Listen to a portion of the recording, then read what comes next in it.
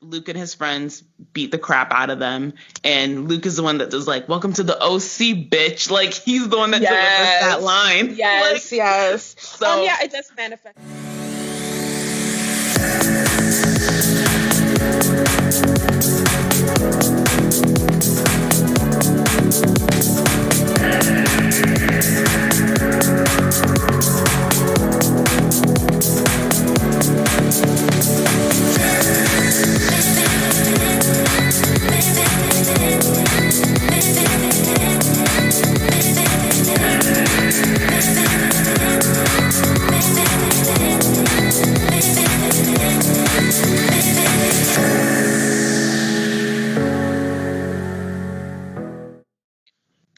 Hello, everyone. This is Alex. And this is Em. To the latest episode of The Good, the Bad, the Basic. This is a podcast for nostalgic Gen X and millennials and binge watchers of all ages. On this podcast, we'll be discussing what we love, what we hate, and what was just a little bit problematic about the TV and the movies that we were addicted to. And do a little bit of rewriting where necessary. Today's episode marks the beginning of season 2 of GBB, where we've put vampires to rest and we're taking our journey into white people problems. What better way to start things off than with rich white people problems via Fox's hit teen drama, The OC. The breakout hit of 2003, The OC, is, for better or for worse, part of the cultural fabric of the early 2000s and continues to have a huge influence on how teen dramas are written today. A perfect mix of Buffy-esque dialogue and Beverly Hills 90210 aesthetics, The OC also became inspiration for reality TV shows such as MTV's Laguna Beach and The Hills, as well as Bravo's The Real Housewives of Orange County. So what exactly made this series so groundbreaking? Stay tuned.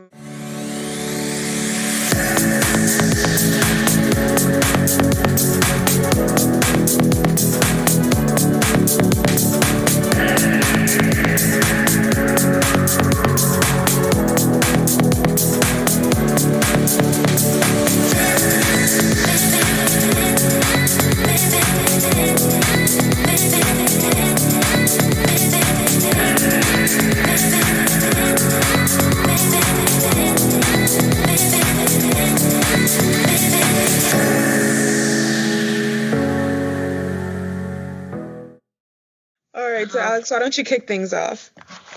Okay, so season 1, we're introduced to Ryan Atwood, who is a troubled teen from Chino, is taken in by Sandy Cohen, a public defender, who is married to a wealthy Kirsten Cohen. I don't actually know her maiden name. And Nichols. It was Nichols, I think. That's right. Kirsten Nichols. And they have a son who is Ryan's age. Ryan sort of meets Marissa and enters into a love triangle with her boyfriend Luke, and Ryan and Seth develop like the sort of key core friendship throughout the run of the series. And we also are introduced into like sort of the key, what will become, I think, we now know as like the core 4. And it's funny, I think the OC definitely introduced that concept of like the core 4 in a series in which we'll have Ryan and Marissa, Seth and Summer will end up being like our sort of core 4 in the narrative as it relates to the pilot. And then Seth sort of going for and eventually getting a long-held pining for Summer Roberts, Marissa's best friend. And then we learn sort of just like the drama sort of happening around these like families and how like they fit into this OC like ecosystem. So one of the cool things about the OC just in general is when it did start, and it was like this pilot episode, it was this massive hit from the get-go.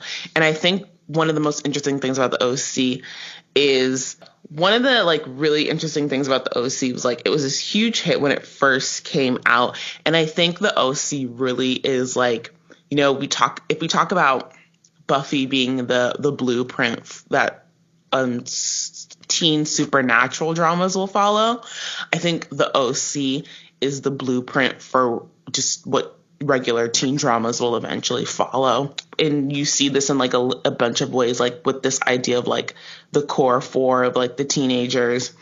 And we'll have that again like in Gossip Girl, and then Riverdale sort of replicates that. And there's all these sort of like things about the OC that are really cool. The OC was created by Josh Schwartz and Stephanie Savage, who also did Gossip Girl. And one thing that like in my rewatch that I was like really struck by was how if Gossip Girl is like a love letter to like New York City and like that landscape, the OC is definitely like a love letter to California and like I guess Orange County, California, or like in West sort of California coast. I was not expecting so many like of all these like really beautiful like shots of like the coast and like sort of slices of like B-roll of like slices of life to like really make the landscape itself like a character. So that was really interesting and cool to me because I had totally forgotten that had taken place. And it was just cool. It was really cool to like rewatch it for like a bunch of reasons. For those reasons and that stuff. I agree with Alex. This absolutely is like the West Coast equivalent of Gossip Girl, who clearly draws a lot of inspiration from the OC. The latter taking place in New York, the way the characters interact with each other, and as Alex said, bringing the landscape into the narrative, making it an essential part of the narrative. Manhattan's Upper East Side and on the OC, Orange County, California, and Newport Beach. It's integral to the narrative, and it really is a love letter to Orange County. The core four is actually also a really, really great dynamic to have in teen shows. Like Alex said, they even use the term the core four on a couple episodes of the OC, which is interesting. Like they were actually naming what was happening. Seth a couple times refers to himself, Summer, Ryan, and Marissa as the core four. And then we get that again in Gossip Girl. We get that again in Riverdale. And we don't get that, but we definitely get the dynamic in the way that teenagers talk to each other, even as late as MTV's teen series Awkward. So it's very much happening. And I really, really like what this show did. Like Alex said, it is very much the blueprint for a lot of teen dramas. It's obviously a direct inspiration for CW's reboot of 90210. And even to a lesser extent, their reboot of Dynasty. So this show had a really, really, really far-reaching influence, as we said, not just with teen dramas, but reality shows that it influenced. If you look at Bravo's Real Housewives of Orange County, almost every single woman on that show behaves almost exactly like Julie Cooper Nickel, who is the character that's Marissa's mother on the OC. Right. I think you're totally right. I'm pretty sure I want to say Andy Cohen got, Real Housewives of Orange County. That was the first Real Housewives out of that whole franchise. And I think he got it based off of the strength of the OC and how popular it was at the time. Mm-hmm. Actually, I did find a link reference in the OC's Wikipedia page that said almost exactly what you just said, where he was like, this character is a character that people love to hate, but what if we had like a more hyper dramatic version of her? So they got basically Julie Cooper Nickel on steroids and put real life versions of her on this show, The Real Housewives, and it was a runaway success. Right. God, God bless Andy Cohen for really like reading a moment. Like, reading a room and like getting it. He sure did. He did what he had to do. Like, get your paper. I want to talk a little bit more about the OC season 1. Alex and I were both talking about this the other day, and we were talking about how this season, when we talk about long seasons, guys, the season 1 of this show was so incredibly long. Yeah, it's really, so a usual season order, like a season 1 order, is usually really never more than 22 episodes, right? That's why all of our, like for a episode, like for a show like the OC, which is a 1 hour closed episodic, it's 20, you get usually at any network, you get like a 22 episode order, and that's it. The OC has 27 episodes in its first season, which is unheard of. So prior to the OC being on Fox is a network that was pretty well known for canceling really great series 1 at maximum 2 seasons in, right? We had shows like Roar, which I'm sure a lot of our listeners have never even heard of. It was actually a very short-lived Fox series starring Heath Ledger. And it was set in like ancient Ireland, like right before the British colonization of Ireland. You know, you had shows like True Calling, which is another one that fans wanted to last longer. Pretty much it kind of became, Fox Network became the network where shows went to die, and that only animated series could really flourish for more than 2 series. But something that I do think that the OC suffers from, that TVD suffers from, is that like after those first 2 seasons, there's like definitely like a fall off of like, I think you can feel it sort of like lack of direction in the narrative, and like a little like they didn't quite know what like to do going forward. And there does feel like a little shuffle.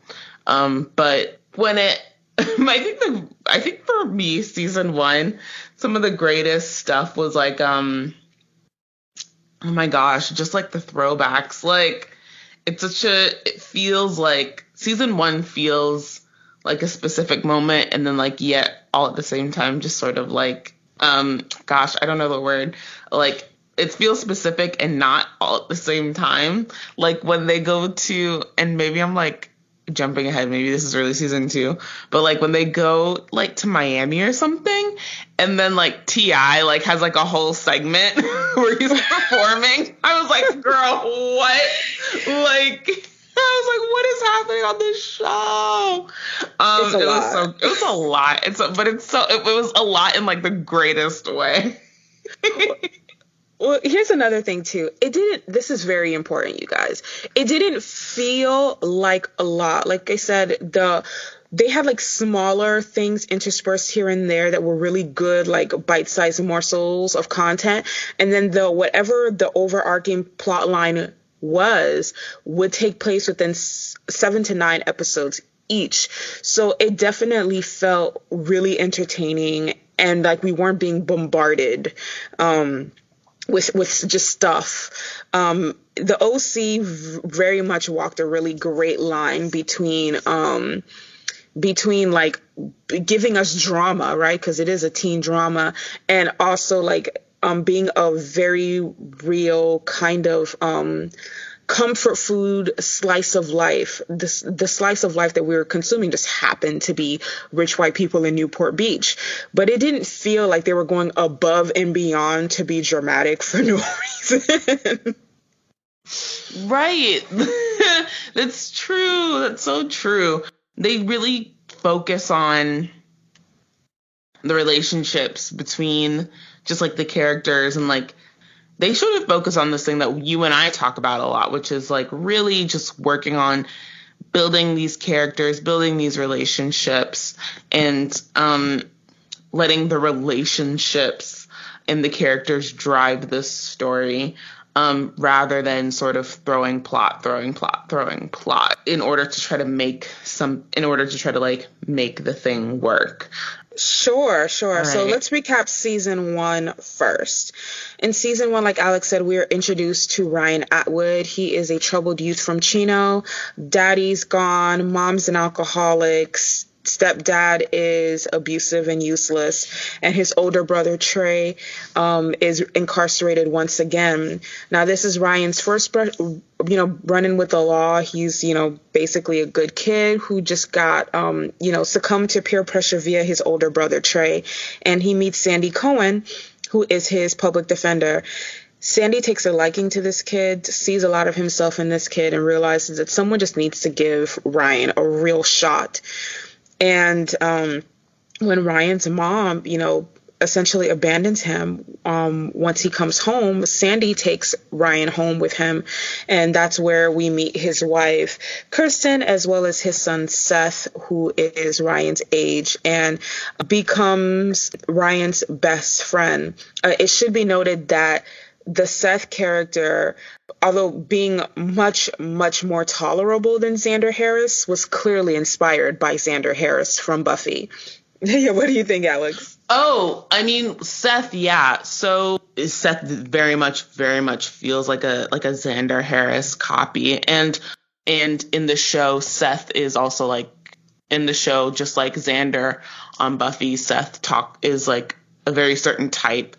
And he talks a lot about comic books and like nerd stuff, Seth, and he just falls into that type. And I think just like to make that connection. So it's interesting that like we start to see these sort of like, because now like in 2019, we're in a time where like I think comic book culture is very mainstream because of, the juggernaut that is Marvel, DC.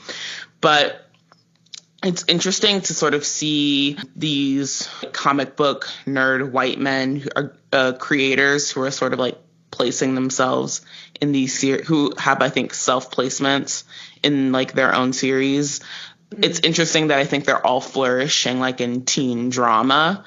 But yeah, he's definitely like I would venture a placement, a stand-in for Seth is for Josh Schwartz. So we have, like I said, Seth is much more tolerable than Xander Harris because he doesn't have like this very entitled nice guy archetype that Xander, like Xander Light or the Three had on Buffy. But so Seth is actually much more likable version of Xander, which is cool.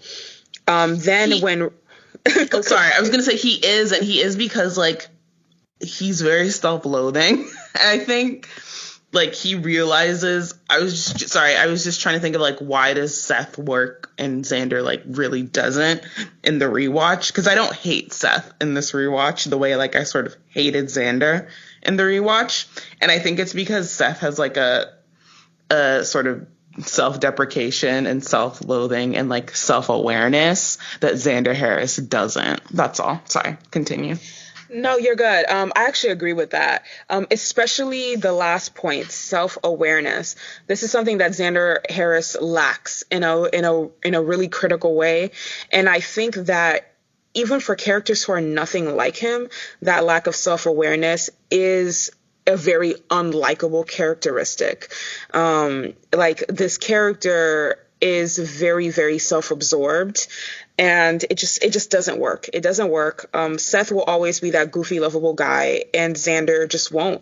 And the fact that good things, for the most part, good things kept happening to Xander only just made us like him less and less.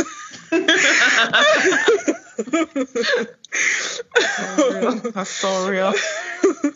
So yeah, let's jump back into the OC. One of the big, like the first big overarching plot line is the love triangle between Marissa, her longtime boyfriend Luke, and newcomer Ryan. As soon as Ryan and Marissa meet, there's like instant sparks, you guys. But she's dating Luke, and she's been dating Luke for a very long time. Luke is very much aware that the relationship is disintegrating. Unbeknownst to Marissa, he's been cheating on her for who knows how long. But he doesn't want to lose her, especially not to this kid Ryan.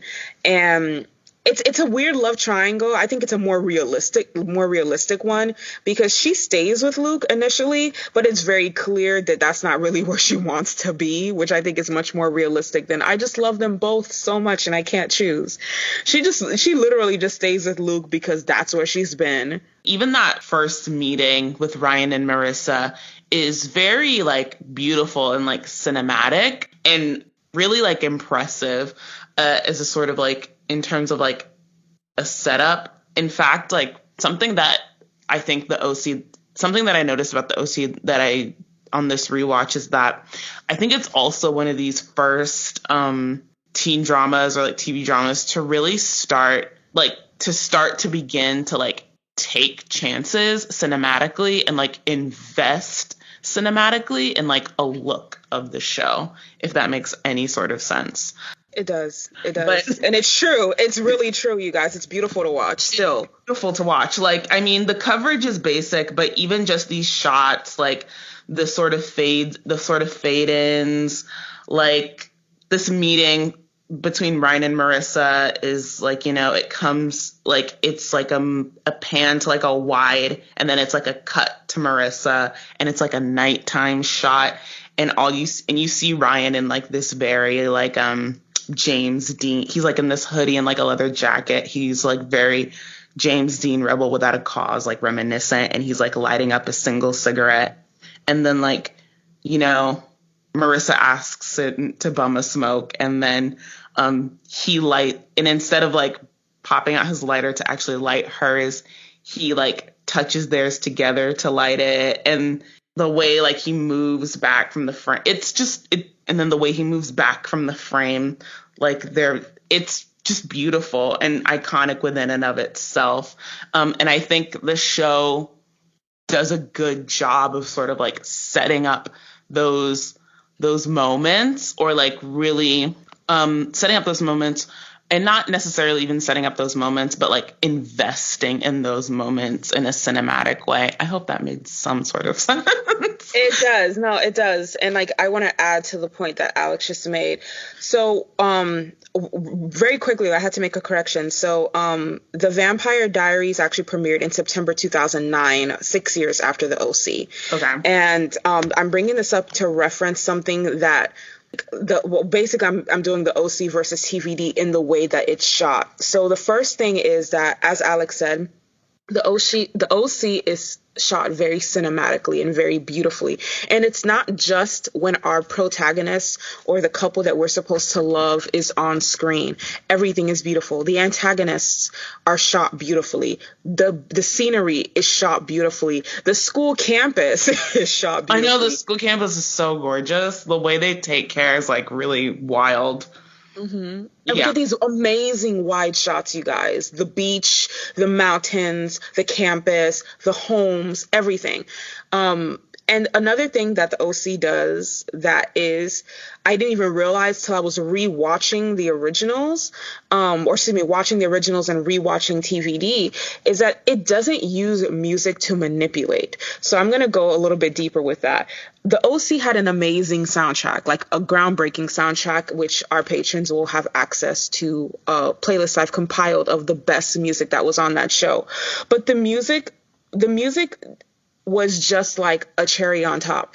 It wasn't meant to be like a prop or a character device. What I mean by that is, yeah, we would have music playing like in times of joy or in times of love, especially during like makeout scenes or sex scenes.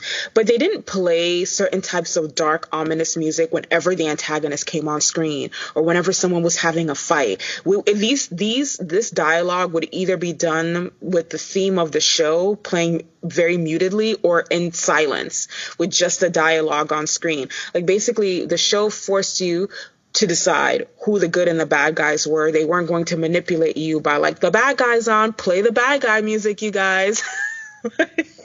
Like they didn't do that. And I really respect that.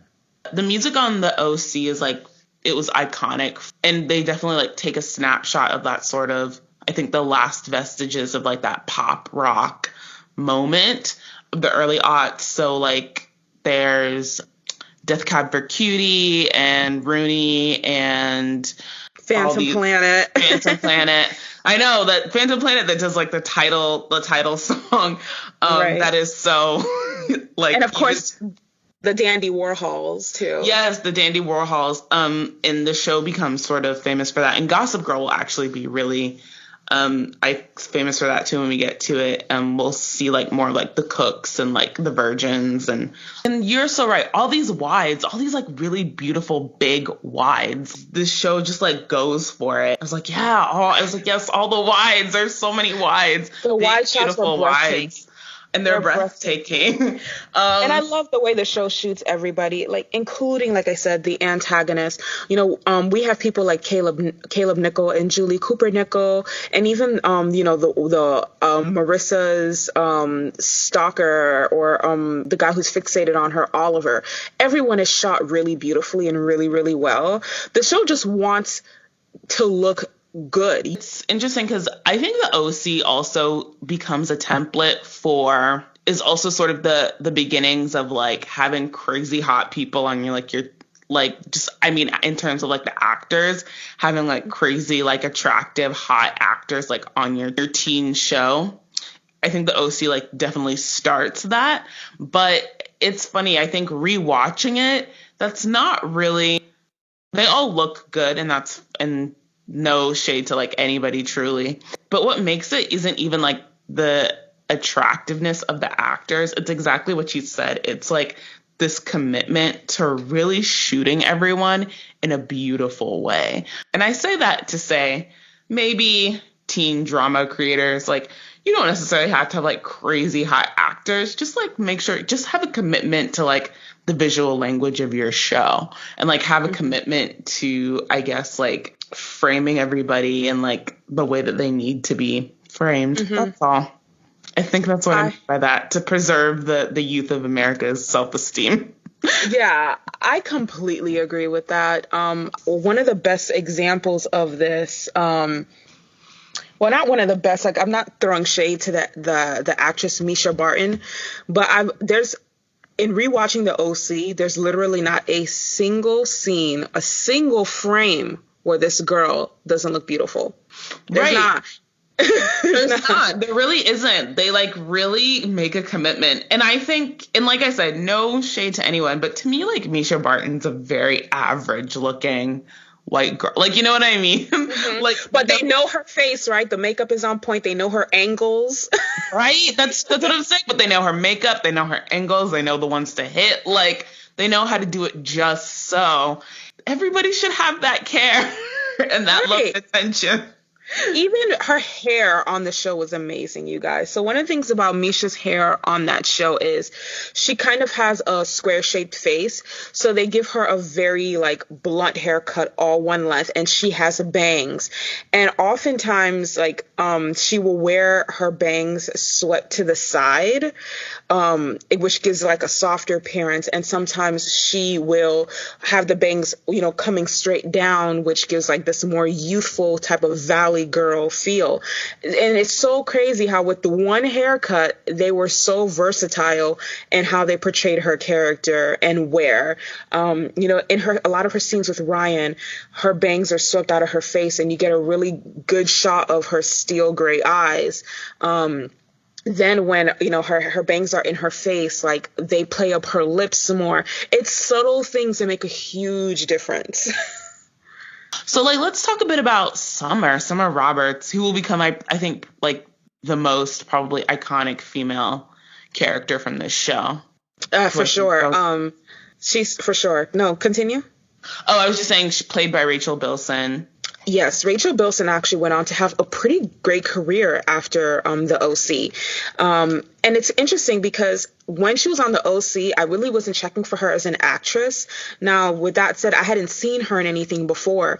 And a lot of times when you've never seen an actor in anything before and they play the character who's kind of like, I hate the term airhead, but like kind of flighty, kind of, that carefree girl, it can be easy to confuse the character with the actress. Well, Rachel Bilson is actually a pretty strong actress, and Summer Roberts, the character she plays in the OC, was kind of like the archetype for a complex rich girl. So Marissa was like the sensitive rich girl, but then as the seasons progressed and we got to know Summer better, we realized she was more complex than what had initially met the eye. Like Summer was like really, really, really smart and just kept it on the down low.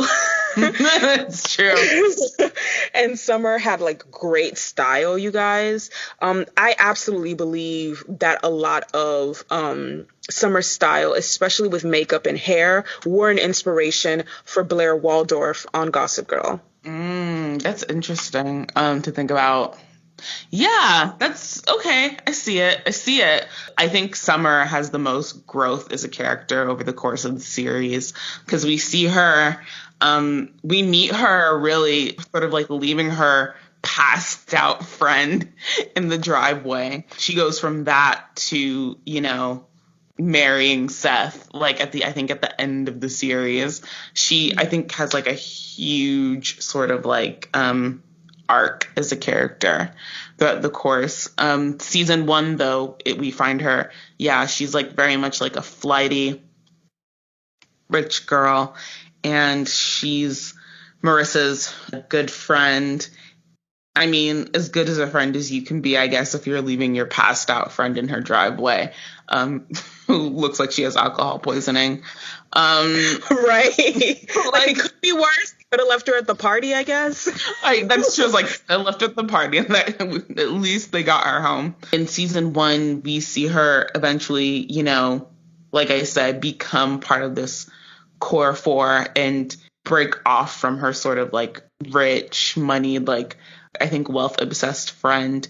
By the end of season 1, we see her be like a really good friend to Marissa because Marissa's family like loses all their wealth because Marissa's dad, played by Tate Donovan, who's like mad famous like in the 80s, has, Bernie Madoff to the entire community. Oh my god, she used Bernie Madoff as a verb, you guys. It's accurate though. And Summer is really the only friend that like sticks by Marissa through like that. So below the plot line of Marissa and Ryan getting together, there's a subplot of Summer and Seth getting together. And their relationship, like juxtaposed with Ryan and Marissa's relationship, is really, really, really sweet. They do have like their little dramas and their little up and downs. And Seth even is engaged in his own love triangle for a while between Anna, a girl from Pittsburgh who moves in, who is like the female equivalent of him, and Summer, the girl he's loved all his life. But in comparison to Ryan, Marissa, Luke, and their drama, it all seems very, very tame and very juvenile and very entertaining because, as Alex pointed out, one of the first times we see Marissa with her friends is when Summer is dropping her passed out on her driveway, because when the season opens, Marissa has a substance abuse problem, which continues for as long as she's on the show. True. I mean, and in terms of like, I think Marissa's substance abuse problem, she's very like, it's just a thing. Like sometimes it's good. I don't think she ever really like, she does stop, like, I want to say abusing alcohol, but even then, like, I don't think not really. Like, I think she cuts the drugs and then maybe she goes light on the booze, but she never really truly, because it sort of just varies depending on the mood she's in. Right. She does cut out the pills for sure, but she never really stops drinking. And one of the things that the show highlights, especially in season 1, is that Marissa drinks a lot when she's doing well, but she drinks heavy and she drinks premeditated and she drinks in secret when she is unhappy. That's consistent through her time on the series. Mm-hmm. And I also agree with Alex's earlier point that Summer does have the best character arc. And it's interesting that, you made the comparison to Tyler Lockwood on TVD, because they're both introduced in more or less the same way, like the carefree party animal friend that you think isn't really a good friend going in, and maybe they're not, but the show gives them an opportunity to become a really good friend and like devoted to the protagonist. Mm-hmm. So I think one of the big, like, if my memory serves itself, one of the big reasons why OC was like such a big deal in its breakout in its breakout is because it was like it would actually show teenagers like doing drugs, and we see that like they're drinking, and that feels bad, but like it's not as bad as like you know, and they're doing like real drugs, like they're doing cocaine, like not like just, you know, smoking weed and stuff, but in the pilot, like you see like a group of kids like yeah, doing lines. And granted, it's funny, like that never really comes, like I think that happens in the pilot, and Marissa is like taking pills, but she has like but it's clearly like a problem. But I don't remember it ever really, like that aspect of it ever really showing up again. It didn't. I think maybe two other times max throughout the whole series. Right. And why I think this is significant is because this was the first show that I think was honest about the fact that a lot of teenagers use drugs, especially those with too much money and too little supervision, and also honest about the fact that while some people, like Marissa, has substance abuse problems, there are people that actually use drugs recreationally. And for many people, like going to a party is synonymous with, you know, drug use and alcohol. Right. I just find it interesting because I think it's something that like every time like a teen show comes out, like that's part of like I think that's just part of like a seizing, like oh no, they're showing the kids doing drugs. But now that I think about it, I don't think there's ever really a show that like takes like I think drug use is always like a hook to get people in, but it's never, I don't think I've ever really seen it like glamorized. Like there's always somebody usually on the show with like a substance abuse problem, and that substance abuse problem is like taken pretty seriously.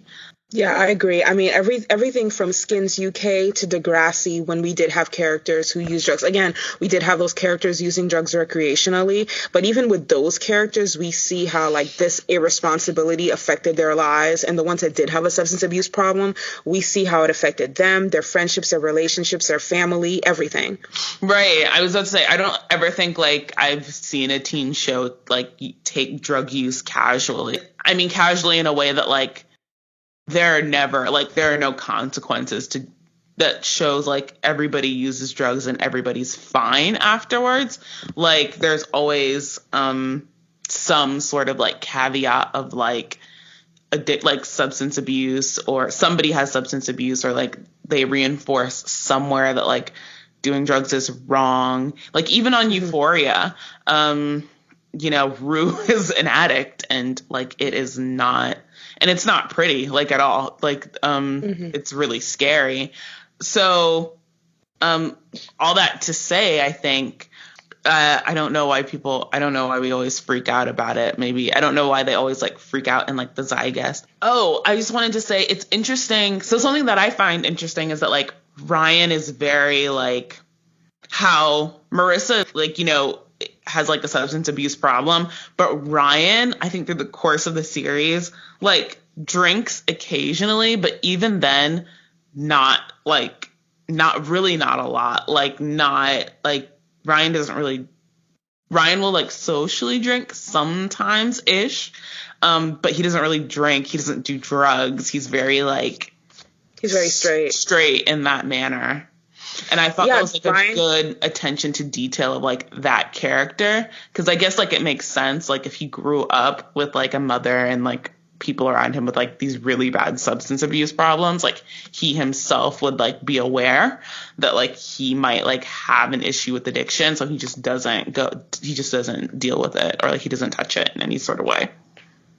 Yeah, I thought that dynamic was really interesting too, because a lot of times I've seen they actually give us characters like Ryan who have substance abuse in their families, and then they will make that character have a substance abuse problem and, you know, wrap it up with, well, you know, he learned it from home. type of Right. situation. I thought it was great to not give Ryan a substance abuse problem and make him deeply attracted and in love with a girl who does. So like from a psychological point of view, even if we have like really messed up relationships with our parents, if you were raised in the home with that parent, a lot of times you will unconsciously seek partners who are like them, and by getting acceptance from that person, we feel the sort of love we didn't get from that parent. And it's very interesting to me that he would gravitate to the girl with a substance abuse problem. And very early on, he realizes that Marissa has a substance abuse problem. And, you know, he goes into save it mode, fix it mode, which is something that his mother even touched on when she visits early in the season for the first and last time, that Ryan is the fixer. Ryan is the one that wants to solve problems. So he sees this girl who is, in a lot of ways drinking her life away, and he's not repelled by her. He doesn't see like a miniature version of his mother. He wants to fix her. He wants to solve the problem. And I thought that was a great dynamic to have between the two of them. And I guess like this is a testament to how this character arc happens with him, but Ryan is very like save a hoe. Like that's his. I wanted to say that. I really did. That's where but that's where he's at. Like, it's so real. Like, this thing with him and Marissa is so very much him trying to, I guess, fix her, or like wanting to save her, and but she has to save herself, and she never quite does. Marissa's sort of dynamic is this sort of unhappy rich archetype, in that like, she is very rich, she's very privileged, but her mom isn't there. Like, her mom is not really in her life. She's not that close with her little sister. She likes her dad, but even her dad is like not really like, there's no one who is sort of like, who understands what's going on with her, and like they don't really want to understand what's going on with her. Here comes Ryan, who like very much cares, and you're right, she sees a lifeline. She's like, my God, finally somebody who like gives a shit. And I think, I want to say though, I feel a little differently about Marissa's mom. It's the issue with Marissa's mom, Julie, is not that she's not in Marissa's life. She's actually very involved, a little too involved. But like Alex said, she doesn't know her daughter because she doesn't want to. She only sees Marissa as she wants her to be, not as Marissa actually is. And Marissa feels very, very stifled and smothered by her mom's expectations of her, similar to her boyfriend Luke. They both just see what they want to see, hear what they want to hear. They don't really care about Marissa, the actual person. They care about the Marissa fantasy living in their heads. That's true. That's like, I think that's real. That's definitely a more like correct reading. Julie's like, oh, you used to do this. Like, why don't you do this anymore? And Marissa's just like, that's not who I am. Like, I think there's an episode where Julie talks to Marissa, and she's like, Marissa, like, why don't you join Caitlin at the stables? You used to love horses. And Marissa's like, that's when I was like 10. So like, Julie's trying to, you're right, create this version. And then at the cotillion, when everything really goes up and goes left, Julie's really working to like, Julie's like, she's such a Libra. She's trying to work from the outside in. Like, if she's trying to make, if in Julie's mind, if everything looks perfect, then like that outside perfection will somehow seep into the inside, but that's not how it works. It's not how it works at all. And Julie, like, so Julie is put in the antagonist role throughout the series more than once. But it's interesting because she is not necessarily a villain. Marissa and her are put in adversarial roles, but she doesn't wish ill on her daughter, and everything she's doing because she thinks that it will be like the right thing for her daughter, get her daughter on the right track. And that typical parent who doesn't really know their child anymore, and again is living with this fantasy of what they want their child to be. she puts the blame initially on Ryan for her daughter's quote unquote change and her daughter's rebelliousness, because Ryan's presence is actually forcing her to see Marissa as she is for the first time. Exactly. And in fact, Julie, I think, becomes one of my favorite characters, like, throughout the run of the series. She's a very complex person once we, like, learn more about her and sort of her history and her life, and she becomes probably one of the more empathetic characters of the season.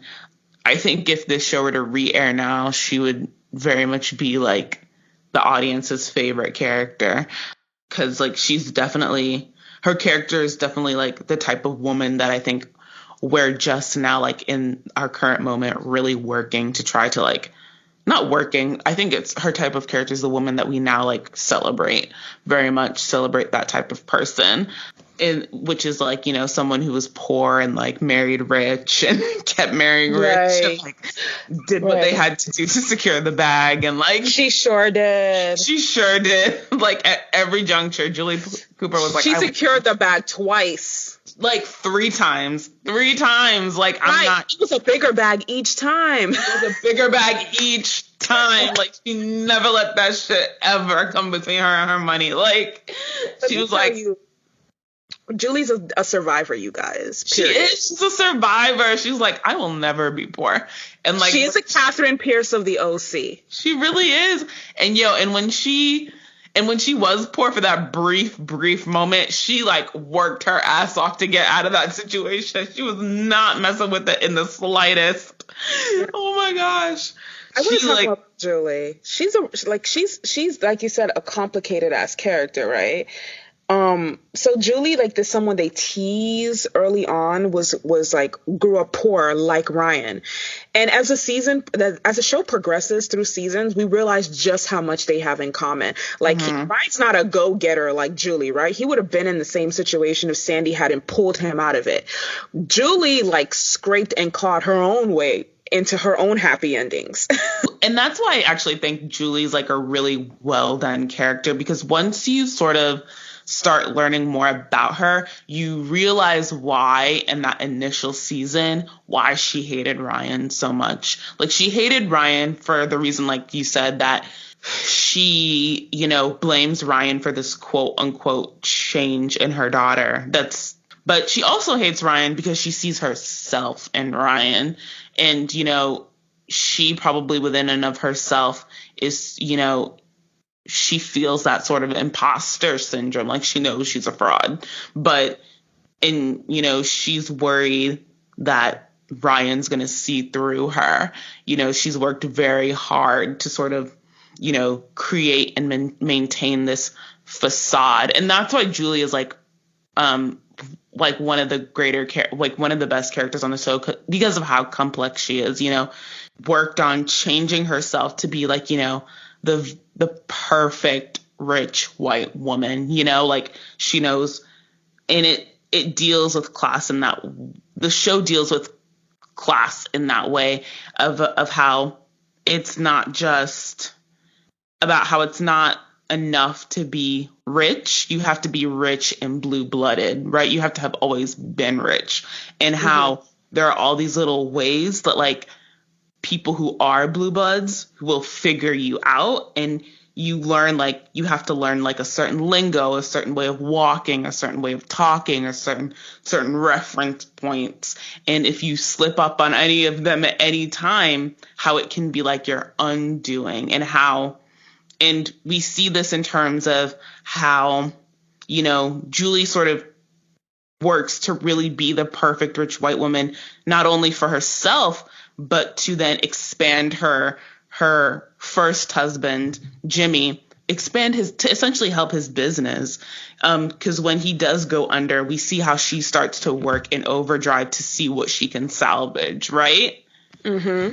In terms That's of, like, absolutely right. Right. She's trying to, like, she's trying to work the connection. She's trying to see, like, she's trying to take the temperature of the community to see, like, okay, all these connections that she built in this, like, rich blue blood community, how many of them does she still have left? How many can she work? Like, what can she do? She's always, like, She's always hustling. She's always working. She's always thinking. She's just because, she doesn't want to be poor. She doesn't want to be poor. She's led that life, and she doesn't want to do it ever again. Yeah.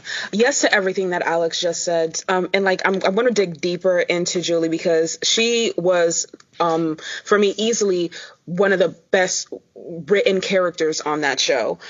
So the thing about Julie is, as Alex said, she was out here hustling, networking. She never had a job because that wasn't in the job description. For her place, right? That's real shit. She had a network. She had a large network, and she achieved that network, from what Alex said, walking the right way, talking the right way, doing the right things, the things that could help her fit in. She wasn't rich herself, but she had married into someone that was old money. So that was good enough for the community. And she got her foot in the door and did what she had to do. Like one episode that really, besides the episode where we learn where she's from, which is early in the season, later in season 1, we learn that through her sister Cindy, just how well she's crafted this role of Julie Cooper and then later Julie Nickel. Her sister asks at the shower, does anyone know what my sister's, favorite food is? And then one of the Newport wives says, oh, this one's easy. It's Chilean sea bass with roasted potatoes. And her sister's like, nah, it's a double burger, heavy on the sauce, extra fries, and a Diet Coke. Right. So, she outs what she eats. Even what she eats, she has crafted to be like the right answer, the rich answer. So that is excellent character work. And it's excellent writing, and it's excellent work to reveal about your character. And even better, it's something, just that short scene that you're talking about is something that my screenwriting professor hated flashbacks. She's like, if you have to use a freaking flashback to talk about your character and then or to reveal a history of your character, then she's like, then you're a shitty writer. And no lies detected. She was she was a savage. But one of the things she talked about was how, but something that's so excellent about that scene is that just in that short scene of, what's her favorite meal? It's this, and no, it's this, is excellent character work, and it's an excellent example of how you can say so much, how you can say so much about another character while in advancing sort of the plot in a short amount of in a very short amount of time, right? Because even now you remember that, you remember oh, and it's something that the audience gets and then takes, and then it's infused into this character. And I'm sorry, it's just I'm geeking out because it's just a really great, it's really good writing. Right. And that's why I love Julie, because she really is a character within a character. The Julie that we see is very much a front, and she almost never comes out of character.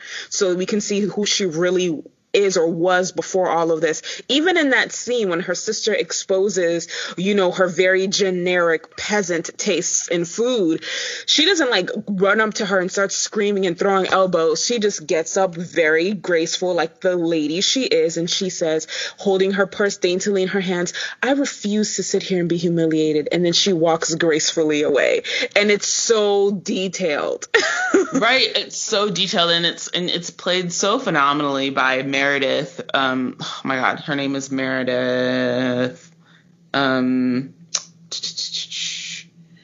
not Meredith. I'm a lie. Melinda Clark.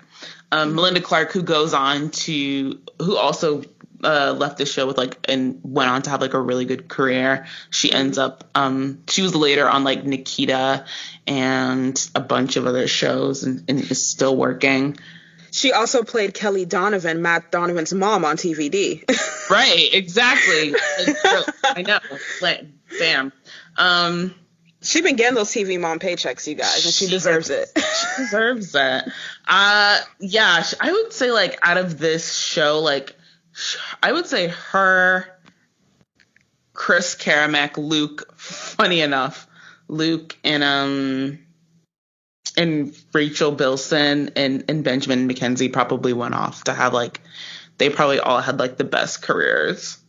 Absolutely. And Luke is an interesting character because, as we said previously, we meet Luke and he's just like, he's basically the male equivalent of the Summer that we initially meet. Both these people don't seem like they have Marissa's best interests at heart and really don't give a shit about anyone but themselves. And then as the series progresses and we finally get out of the love triangle and Luke just becomes very firmly Marissa's friend, and then later Ryan and Seth's friend, we see an inkling of something in him, but then his character, is essentially written away from the show. Luke and his dad moved to Portland, and I didn't see Chris Carmack again until much later when he was on the series in Nashville, which was actually really good, and he can actually really sing. You guys, check that out. Yeah, he's a really good singer. That's true. You're right. That's true. So like Luke, and I want to say, so Luke becomes their friend, like really their friend, when everybody at school finds out that his dad is gay. Which is a big deal in 2003. Which was a huge deal. Everyone finds out that his dad is gay. And it's funny, Luke gets like a whole ass episode to himself almost. He's like the A plot line of that episode. The plot line actually continues though, right? Because like in his like acting out or whatever from his family dynamic, we later on begins an affair with Julie, Marissa's mom. And we have the whole dynamic of his dad's gonna move because of the scandal of it all. So it kind of like, it keeps echoing even when it's the episode's not about him. Right, but I think I was just saying, like, in how the sort of relationship, how the power dynamic, I guess, changes, because Luke is sort of like your Nate Jacobs, right? In that, he's like, his family is quote unquote perfect, and and he's quote unquote perfect, and that's just sort of where he derives his power. And then once, everybody finds out his dad is gay, he's ostracized at school because homophobia, and like nobody wants to talk to him. No one like wants to go over to his house anymore.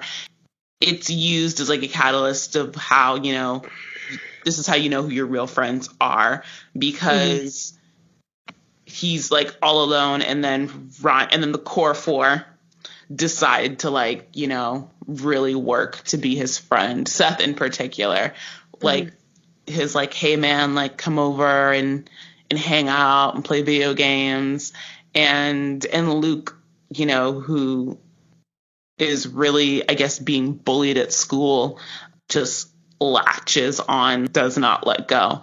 And they all become friends. And that's, in fact, Luke is the only one that really believes Ryan when Oliver shows up. Luke is the only one that believes Ryan that Oliver's crazy. So yeah, the Luke dynamic was really well done. Like we said, he was written out of the show fairly early on, but he, even as a character that was eventually written off, he was very well developed in the span of time that we got to see him and be with Luke on screen. So Nate Jacobs is such a triggering name. But yeah, he is kind of like the Nate Jacobs of the show, not necessarily reveling in power, but reveling in privilege. He knows what it means to have the family that he has, have the money that he has, and have the athleticism that he has, and have the looks that he has. Easy. It's just so easy for him. Right. And it does manifest in violence, right? Because Luke is the one who gives that like now iconic line. He's the one that like beats up Ryan. He beats up Ryan and he beats up Seth in that pilot. Luke and his friends beat the crap out of them, and Luke is the one that does like, welcome to the OC, bitch. Like, he's the one that delivers that line. Yes. So yeah, it does manifest in violence, but I think that violence has a lot more to do with more like, family aside, this is a behavior that we see from almost all the guys except for maybe Seth on the OC when it comes to a girl that they like. We even see it with Ryan's friend from Chino, Teresa, when she's dealing with her fiance that she runs away from. He also resorts to violence. Like, apparently that's a thing. Fighting over women is a very big feature on this show. But I guess I see it in a different way, in that Luke's violence comes from a place of like, of just wanting to assert dominance for the sake of asserting dominance, like within and of itself. Just for the fact that he can. Whereas like when Ryan is violent, it's always in defense of someone. It's never just within and of itself. And I think it's something particular to his character. I'm of the opinion that sometimes violence is necessary from a pragmatic sense because of the world we live in. Ryan's violence always manifests in that like Ryan always knows like he's taking a risk. Like from like with Ryan being violent, there's something hanging over his head, and that like this could get me sent back to prison, this could get me like sent back to Chino, like this could like really end up bad. But I'm taking this action usually like I said, more often than not in defense of someone. So like I think when they go to Chino at that party, like he like punches somebody, but it's in defense of Seth. No, you're right. And I mean, it's all fact. No, that's valid. That's real. And that's a way I hadn't really fully considered it before, but you're right. So Luke's character and Ryan's character are in some shit very early on. Their first maybe move towards bonding is when, they accidentally Luke picks a fight with Ryan at an abandoned model home that he was staying at, and they accidentally start a fire. And while Luke's friends are running away and telling him to get out of here before the cops come, he goes back to save Ryan. And we see that like, okay, Luke is probably a horrible boyfriend, but he's not an evil person. And so this is like the first step that they take to making Luke a more sympathetic character. Later on, when he finds out that his dad is gay, and this is a really great scene because he finds out while in Ryan's presence. So he and Ryan find out that his dad is gay at the same time. They're at his dad's car dealership, and they see his dad like making out with his partner, his business partner, who is also like his boyfriend on the side, I guess. And he looks at Ryan and Ryan looks at him, and like they have this shared secret now. They're bonded whether they want to be or not, right? Mm-hmm. And it is so, so well done because in that moment, we can see like his fear. Because we see Luke for the first time, I think, as what he is, a teenage boy. He sees his father doing this, and the first thing he thinks about is himself, his brothers, his mother, and what this means to his family. And, you know, for once, Ryan is the one, like, I guess, with the upper hand. Ryan is consistently that character on this show who cares a lot about people's privacy, who cares a lot about, who puts a lot of stock into his word. And so he promises Luke he's not going to say anything, and he doesn't. And he is so he says something to Marissa, and when rumors start spreading around school, he is so angry about this that he stops talking to Marissa over this guy that he doesn't really like, right? Mm-hmm. But he gave this guy his word, and it later comes out that Marissa isn't the one who spilled the beans. But this is significant because we see how much stock Ryan puts into his word and keeping his promises, and he's hurting for Luke when the rumors start spreading around school. And, you know, maybe it was a 2003 thing, but I absolutely believe in that social circle, a family like his, it would have been the same blowback here, even in 2019, where, you know, the perfect family is rocked with this kind of scandal. I believe it would probably be the same blowback. And I mean, the fact is, homophobia is still pretty rampant, whether we want to admit it or not. Right? No, absolutely. And this, on top of that, this man is having an affair. He has a wife and he has children. And, we saw, I think, the very, very accurate ways that Julie became a pariah when her husband's embezzlement hit the fan. And then we saw the ways, or we heard the ways that Luke's mom also became a pariah when her husband's affair with another man, got leaked to the public. So let's, I guess, talk about Anna for a second. Anna Stern from Pittsburgh. As I mentioned earlier, Anna is in a lot of ways the female equivalent of Seth. She's into comic books and Star Wars and all the geeky shit that he likes. But Anna is this in the package of a self-assured, calm, gorgeous girl. Just all the berries. So fucking cute, you guys. Just so cute. Just cute. All the berries. And strikes up a relationship with Seth and is into Seth and Seth is into her, sort of forming this love triangle. She's so great. And she becomes part of the friend group for a while and even comes back later in season 4 or 3 when they're all going to college.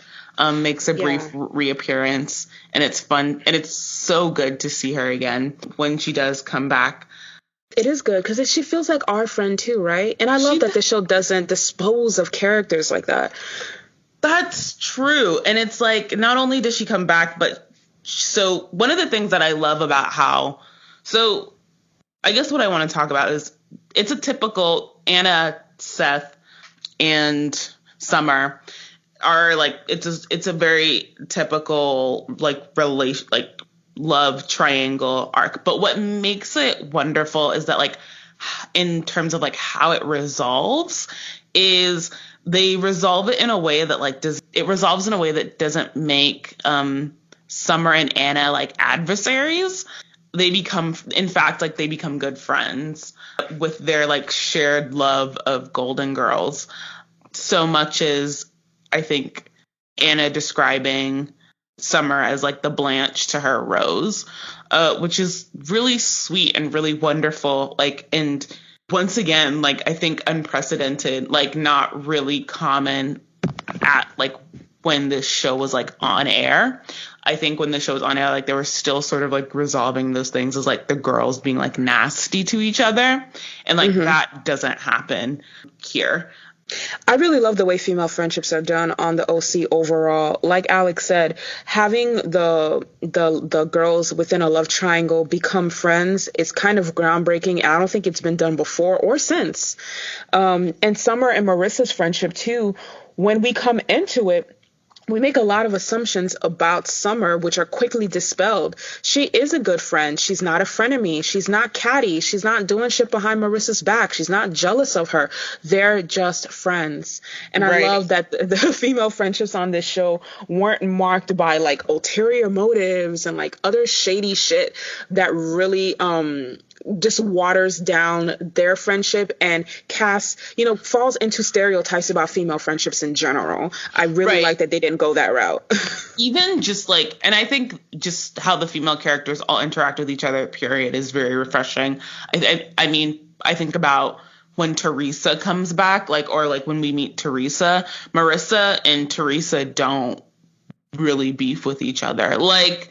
When Ryan goes to see Teresa, Teresa is Ryan's old girlfriend from Chino, who I think they were still sort of in a weird holding pattern, and then he had just sort of left.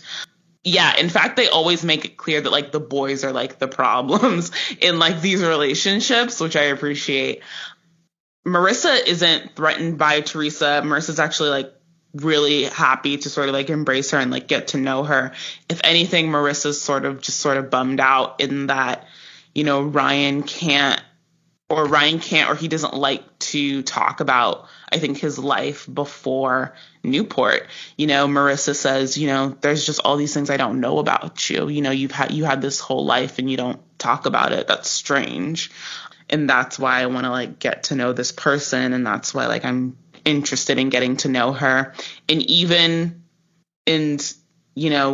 Marissa and Teresa are very friendly with each other. And even when it looks like, Teresa might be pregnant with Ryan's baby, Marissa very much is Marissa does the right thing and she lets that relationship come first and lets that sort of take precedent over whatever she's feeling in the moment. And it's just and doesn't get catty or tries to sabotage or does anything crazy. She just lets that take precedence, which is nice. It's just nice. And it's just not usually how relationships with women are like depicted on screen, and it's great to see. I agree with that slightly. I do feel like there was a bit of tension. There was actually a lot of tension between Teresa and Marissa, and I think they felt threatened by each other, right? Because for Teresa, Marissa represented this shiny new life, and for Marissa, Teresa represented this, familiarity and shared history. But they never really let that interfere with the way they treated each other, which was significant. They were both very much into Ryan and wanted to be with Ryan, and this was very clear. Like, nobody lied about it, but it was kind of like it became a secondary thing where it was made very obvious to the audience that they both understood the type of person that Ryan was, and that fighting each other wasn't going to achieve anything, and that if there was a choice to be made between the two of them, it had to be made by Ryan. He wasn't like a piece of land that they could fight over, or a piece of property. All they could do was just exist and let him make his choice, which was really good. Like, it was kind of like the opposite of what Summer and Anna did in the beginning. In the beginning, there were all these contests and whatever to get Seth's attention, and Marissa and Teresa just bypassed all that when it came to Ryan. They had, I guess I would say, a kind of a peaceful neutrality with each other that could have become a friendship under different circumstances, but never got all the way there. Sure. All right. Fair. That's fair. I guess, okay, maybe it wasn't friendship, but there was always it was friendliness, and the friendliness never, I don't know, I guess maybe at times it was forced, but it never felt like not genuine.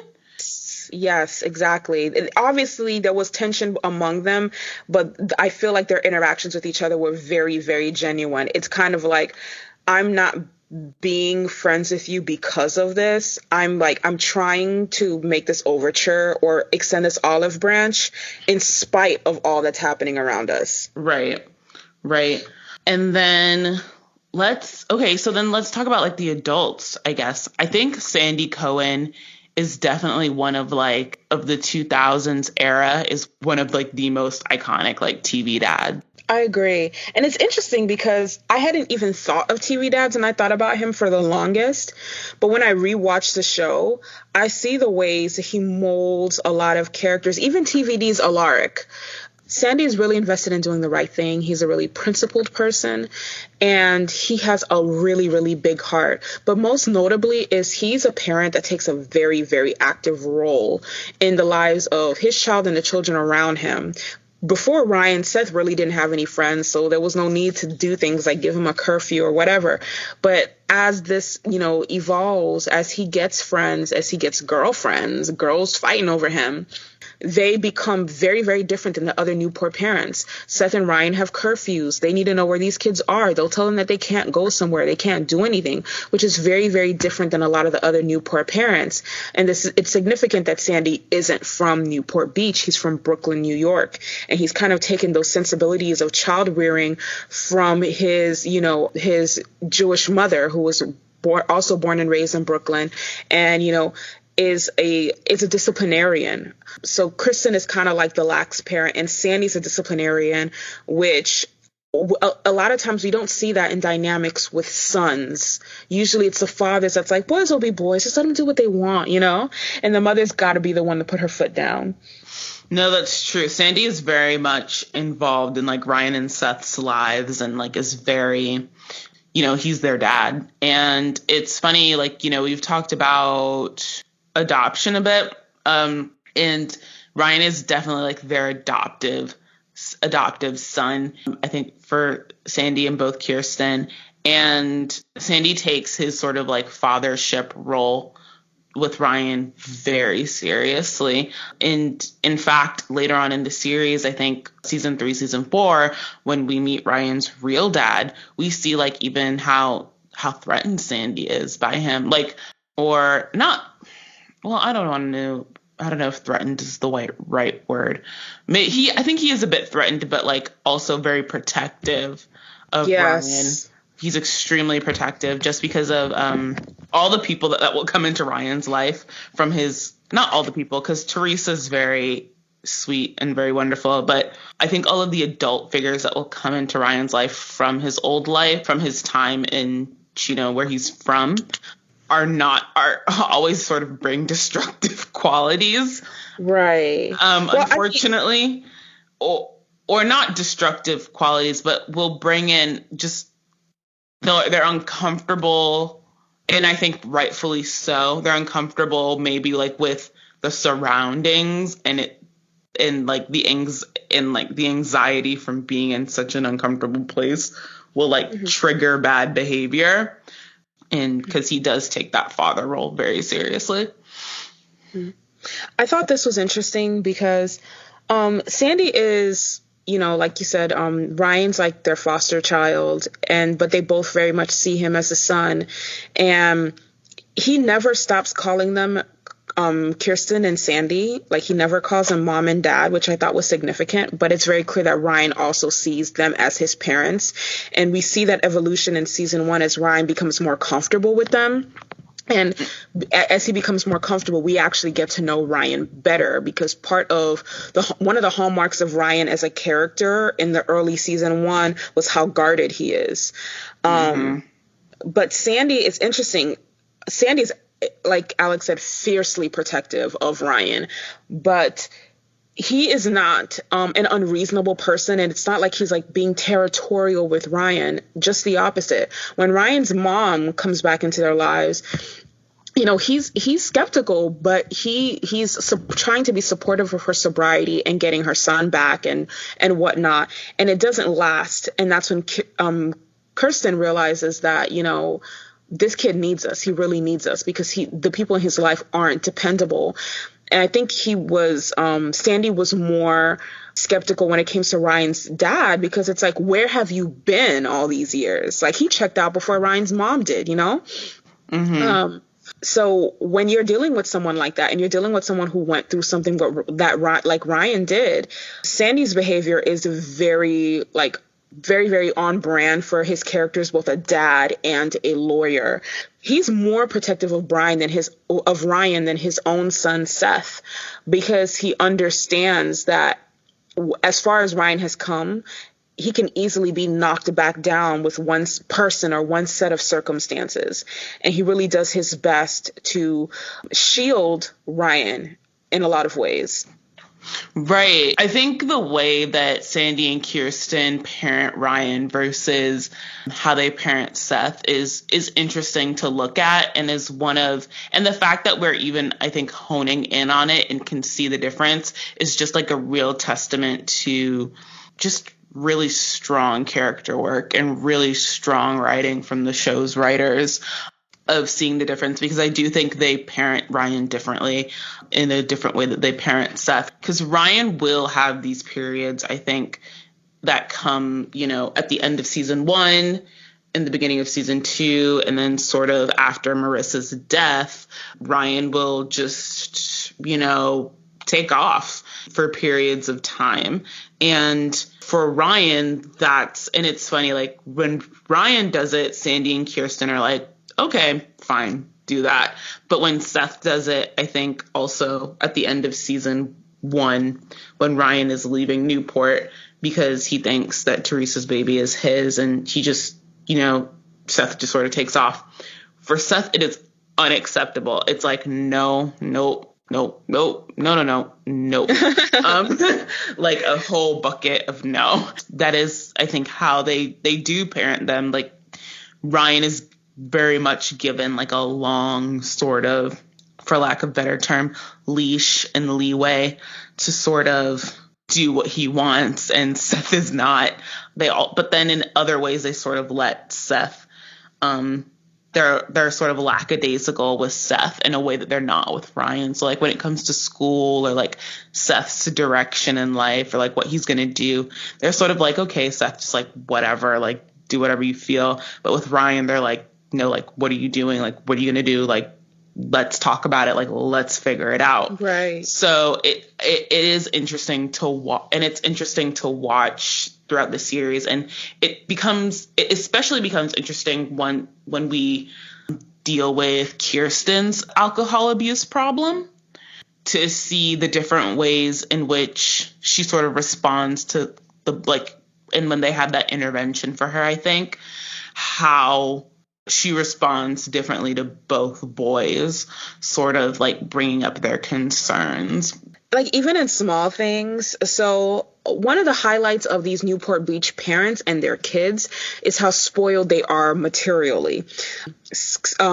Characters like Summer, Marissa, when we first meet her before her dad, is found out embezzling all that money.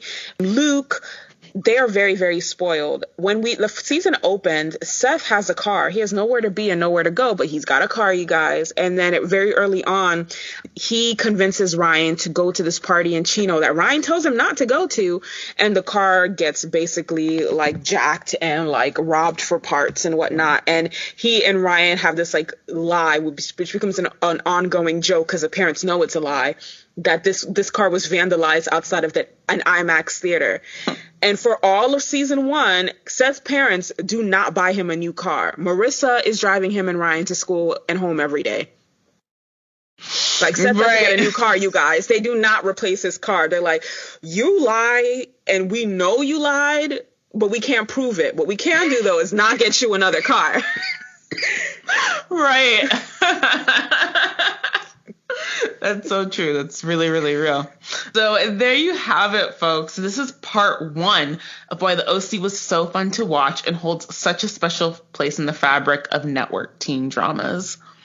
The OC didn't just feature well-paced, enjoyable, and compelling plots, but the acting was on point as well, as evidenced by the fact that most of the cast, even those in minor roles, have continued to enjoy successful acting careers. Be sure to check out our patrons exclusive The OC Inspired Spotify playlist and tune in next week for part 2 of our OC recap. Check out our special top tier patrons only music video retrospective of the artist formerly known as Prince, airing this Saturday. Em and I will be discussing what made Prince a true original, as well as other artists whose visions he inspired. The episode will focus on his artistry, his vision, and what made him a true pioneer in the art of music videos. Follow The Good, The Bad, The Basic pod on Spotify to listen to all of our regular weekly episodes on the go. If you love this sort of content, spread the word and become a show producer and patron on Patreon. Your weekly support allows us to keep bringing you our regular weekly content as well as exclusive bonus material. As always, be sure to check out our SoundCloud page, The Good, The Bad, The Basic, and of course, be sure to follow us at Good, Bad, Basic Pod on Twitter. Until next time. Later. Bye.